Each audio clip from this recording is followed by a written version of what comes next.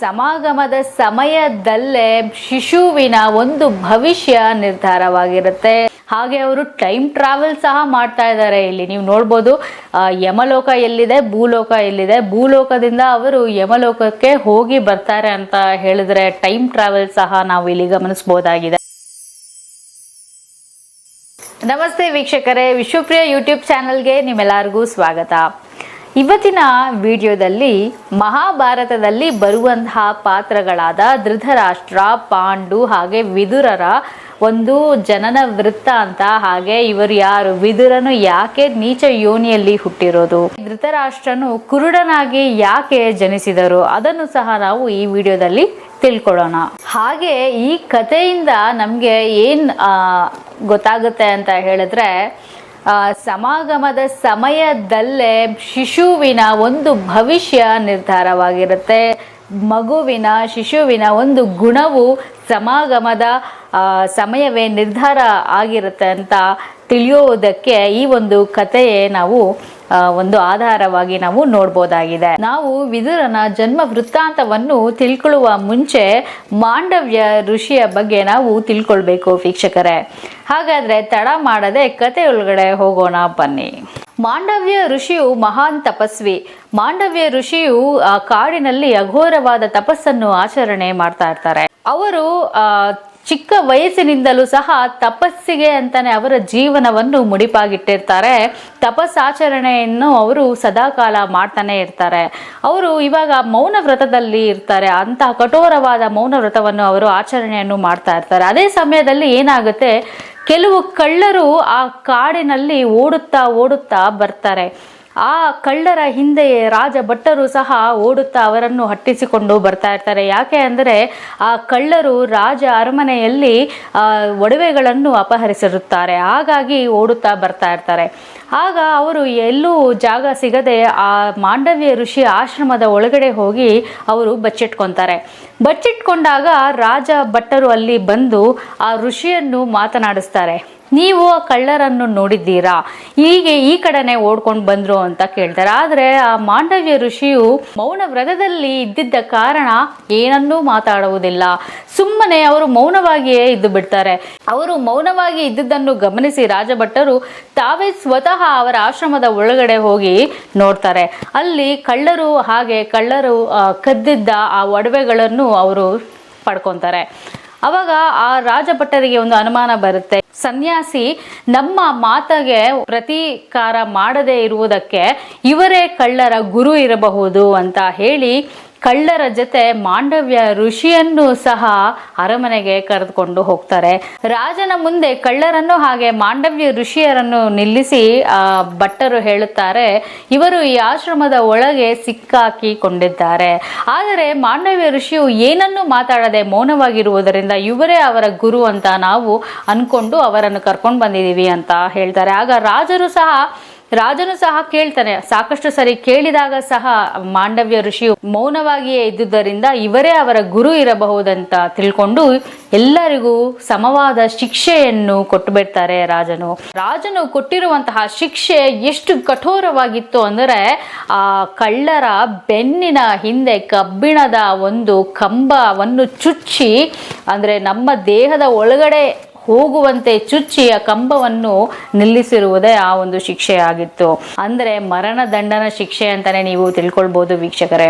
ಅಲ್ಲಿ ರಾಜಭಟ್ಟರು ಸಹ ಆ ಶಿಕ್ಷೆ 3 ಜನಕ್ಕೂ, ಅಂದ್ರೆ ಕಳ್ಳರಿಗೂ ಸಹ ಮಾಂಡವ್ಯ ಋಷಿಗೂ ಸಹ ಅದೇ ರೀತಿಯಾದ ಒಂದು ಶಿಕ್ಷೆಯನ್ನು ಕೊಡ್ತಾರೆ. ಅಲ್ಲಿ ಅವರ ಶಿಕ್ಷೆಯನ್ನು ಕೊಟ್ಟಿರುವಂತಹ ಸ್ಥಳದಲ್ಲಿ ರಾಜಭಟ್ಟರು ಅವರನ್ನು ಕಾಯ್ತಾ ಇರ್ತಾರೆ. ಕಬ್ಬಿಣದ ಆ ಕಂಬವನ್ನು ಚುಚ್ಚಿದ ಒಂದು ದಿವಸ 2 ದಿವಸ ಆಗ್ತಾ ಇದ್ದಂಗೆ ಕಳ್ಳರು ಸತ್ತೋಗ್ಬಿಡ್ತಾರೆ.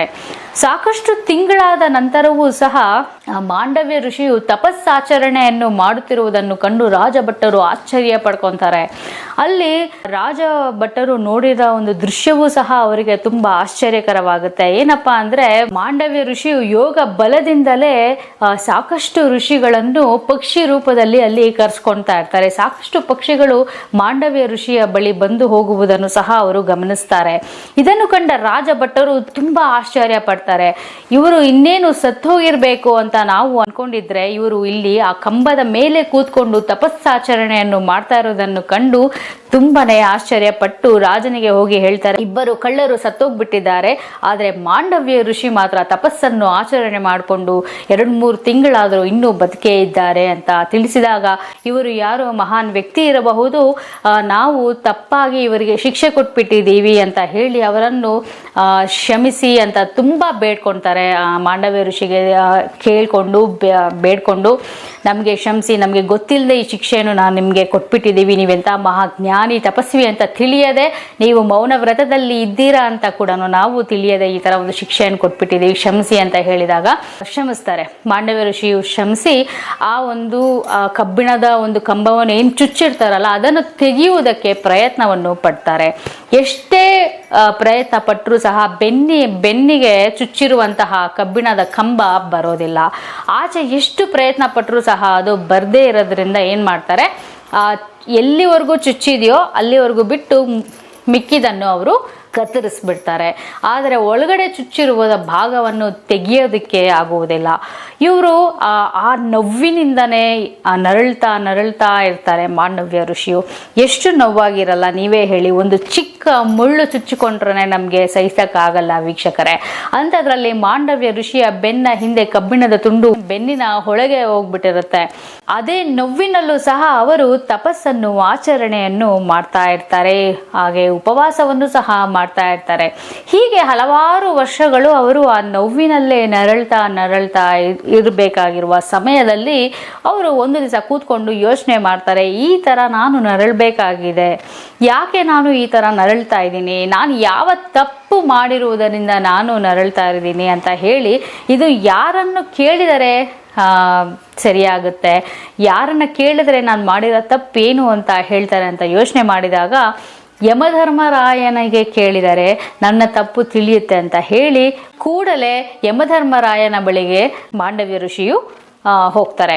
ಮಾಂಡವ್ಯ ಋಷಿಯು ಯಮಧರ್ಮರಾಯನ ಬಳಿಗೆ ಹೋಗಿ ಈ ರೀತಿಯಾಗಿ ಕೇಳ್ತಾರೆ, ಯಮಧರ್ಮರಾಯರೇ, ನೀವು ನನಗೆ ಒಂದು ವಿಷಯವನ್ನು ನೀವು ತಿಳಿಸ್ಕೊಡ್ಬೇಕಾಗಿದೆ. ಅಂದರೆ ಅವರು ಶಿಶಿರವಾಗಿಯೇ ಹೋಗುವುದು ವೀಕ್ಷಕರೇ ಯಮಧರ್ಮರಾಯನ ಬಳಿಗೆ. ಅಂತಹ ಒಂದು ಶಕ್ತಿ ಆಗಿನ ಕಾಲದ ತಪಸ್ವಿಗಳಿಗೆ ಇತ್ತು ಅಂತ ನಾವು ಈ ಒಂದು ಕಥೆಯಿಂದ ನಾವು ತಿಳಿಬಹುದಾಗಿದೆ. ಹಾಗೆ ಅವರು ಟೈಮ್ ಟ್ರಾವೆಲ್ ಸಹ ಮಾಡ್ತಾ ಇದ್ದಾರೆ. ಇಲ್ಲಿ ನೀವು ನೋಡ್ಬೋದು, ಯಮಲೋಕ ಎಲ್ಲಿದೆ, ಭೂಲೋಕ ಎಲ್ಲಿದೆ, ಭೂಲೋಕದಿಂದ ಅವರು ಯಮಲೋಕಕ್ಕೆ ಹೋಗಿ ಬರ್ತಾರೆ ಅಂತ ಹೇಳಿದ್ರೆ ಟೈಮ್ ಟ್ರಾವೆಲ್ ಸಹ ನಾವು ಇಲ್ಲಿ ಗಮನಿಸಬಹುದಾಗಿದೆ ಅಲ್ವಾ.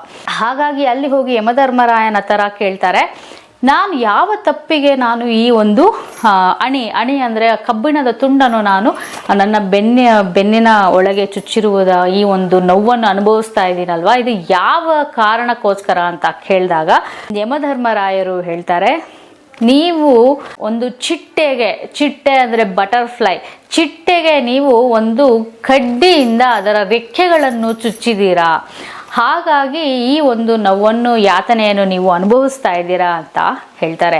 ಆಗ ಮಾಂಡವ್ಯ ಋಷಿಯು ಸಾಕಷ್ಟು ಯೋಚನೆ ಮಾಡಿದರೂ ಸಹ ಜ್ಞಾಪನಕ್ಕೆ ಬರೋದಿಲ್ಲ, ತಕ್ಷಣಕ್ಕೆ ಹೊಳೆಯುವುದಿಲ್ಲ. ನಾನು ಯಾವಾಗ ಈ ಥರ ತಪ್ಪನ್ನು ಮಾಡಿದ್ದೆ ಅಂತ ಕೂಡ ಸಹ ಅವರಿಗೆ ತಿಳಿಯೋದಿಲ್ಲ.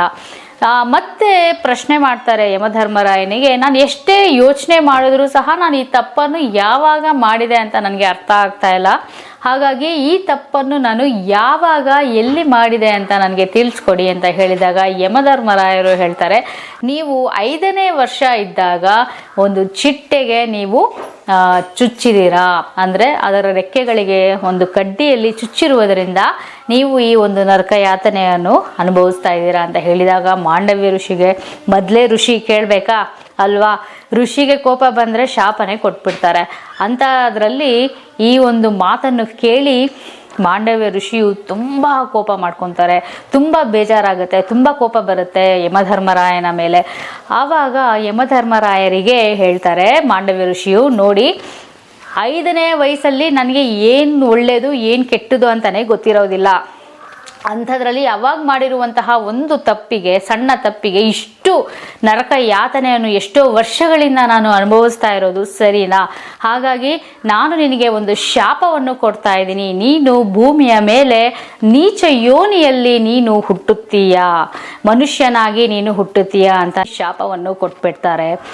ಶಾಪವನ್ನು ಕೊಟ್ಟಿದ ಮೇಲೆ ಇನ್ನೊಂದು ಸಹ ಒಂದು ರೂಲ್ಸ್ ಅನ್ನು ಮಾಡ್ತಾರೆ ಯಮಧರ್ಮರಾಯನಿಗೆ. ಏನಪ್ಪಾ ಆ ರೂಲ್ಸ್ ಅಂದ್ರೆ, ಯಮಧರ್ಮರಾಯನಿಗೆ ಹೇಳ್ತಾರೆ, ಇನ್ನು ಮೇಲೆ 5 ವರ್ಷದಿಂದ ಅಂದ್ರೆ ಹುಟ್ಟಿದ ಮೊದಲನೆಯ ವರ್ಷದಿಂದ 14 ವರ್ಷದವರೆಗೆ ಯಾವ ತಪ್ಪು ಮಾಡಿದರೂ ಅದನ್ನು ಕ್ಷಮಿಸಬೇಕು ಎನ್ನುವ ಒಂದು ಕಡ್ಡಾಯ ನೀತಿಯನ್ನು ಸಹ ಅವರು ಯಮಧರ್ಮರಾಯನಿಗೆ ಹೇಳ್ತಾರೆ. ಅದನ್ನು ಇನ್ನು ಮೇಲೆ ಪಾಲಿಸಲೇಬೇಕು. ಹಾಗಾಗಿ ಅವರು ಮಾಂಡವ್ಯ ಋಷಿಯು ಮೊದಲನೆಯ ವರ್ಷದಿಂದ ಅಂದರೆ ಮಕ್ಕಳು ತಪ್ಪು ಮಾಡಿದರೆ ಅದಕ್ಕೆ ಶಿಕ್ಷೆ ಇರಬಾರದು ಅಂತ ಹೇಳಿ ಅವರು ಒಂದು ಹೊಸ ರೂಲ್ಸ್ ಅನ್ನು ಯಮಧರ್ಮರಾಯನಿಗೆ ಹೇಳ್ತಾರೆ. ಅದನ್ನು ಅವರು ಪಾಲಿಸಲೇಬೇಕಾದ ಒಂದು ಸಂದರ್ಭ ಬರುತ್ತೆ. ಇದಾಗಿತ್ತು ಮಾಂಡವ್ಯ ಋಷಿಯ ಕತೆ ವೀಕ್ಷಕರೇ. ಆಮೇಲೆ ಮಾಂಡವ್ಯ ಋಷಿಯು ಆ ಕಬ್ಬಿಣದ ತುಂಡನ್ನು ಬೆನ್ನಿನಿಂದ ತೆಗೆಯದೇ ಇದ್ದ ಕಾರಣ ಅವರಿಗೆ ಅಣಿ ಮಾಂಡವ್ಯ ಅಂತ ಕೂಡ ಹೆಸರು ಬರುತ್ತೆ. ಇದಾಗಿತ್ತು ಆ ಮಾಂಡವ್ಯ ಋಷಿಯು ಯಮಧರ್ಮರಾಯನಿಗೆ ಕೊಟ್ಟ ಶಾಪದ ಒಂದು ಕತೆ. ಹಾಗಾಗಿ ಅದೇ ರೂಲ್ಸ್ ಅನ್ನು ಸಹ ನಾವು ಈಗಿನ ಕೋರ್ಟ್ಗಳಲ್ಲಿ ಸಹ ನೀವು ನೋಡ್ಬೋದು. 14 ವರ್ಷಗಳವರೆಗೆ ಮಾಡಿರುವಂತಹ ತಪ್ಪು ಕ್ಷಮಿಸುವಂತಹ ತಪ್ಪಾಗಿರುತ್ತೆ. ಹಾಗಾಗಿ ಮಕ್ಕಳು ತಪ್ಪು ಮಾಡಿದರೆ ಕ್ಷಮೆ ಅಂತ ಇರುವುದರಿಂದ ಇದು ಮಾಂಡವ್ಯ ಋಷಿಯು ಮಾಡಿರುವಂತಹ ಒಂದು ರೂಲ್ಸ್ ವೀಕ್ಷಕರೇ. ಇದೊಂದು ನೀವೆಲ್ಲರೂ ತಿಳಿದುಕೊಂಡು ಈ ಕಥೆಯನ್ನು ಎಲ್ಲ ನಿಮ್ಮ ಮಕ್ಕಳಿಗೂ ಸಹ ತಿಳಿಸಿ. ಈ ಅಪರೂಪವಾದ ಒಂದು ಕಥೆಗಳನ್ನು ನೀವು ಮಕ್ಕಳಿಗೆ ತಿಳಿಸುವುದರಿಂದ ಅವರ ವಿವೇಕವು ಹಾಗೆ ಅವರ ಒಂದು ಸಮಾಜ ಪ್ರಜ್ಞೆಯೂ ಸಹ ಬೆಳೀತಾ ಹೋಗುತ್ತೆ. ಈ ಒಂದು ಕಥೆಗಳು ನೀವೆಲ್ಲರಿಗೂ ನಿಮ್ಮ ಮಕ್ಕಳಿಗೂ ತಿಳಿಸ್ತೀರಾ ಅಂತ ನಾನು ತಿಳ್ಕೊಂಡಿದ್ದೀನಿ. ಹಾಗಾದರೆ ವಿದುರನು ಯಾವ ರೀತಿ ಹುಟ್ಟುತ್ತಾನೆ ಅಂತ ಈಗ ಮಹಾಭಾರತದ ಕಥೆಯೊಳಗಡೆ ಹೋಗೋಣ ಬನ್ನಿ. ಮುಂದಿನ ವಿಡಿಯೋದಲ್ಲಿ ನಾವು ವಿದುರನು ಯಾವ ರೀತಿ ಹುಟ್ಟುತ್ತಾನೆ ಅಂತ ನಾವು ನೋಡೋಣ.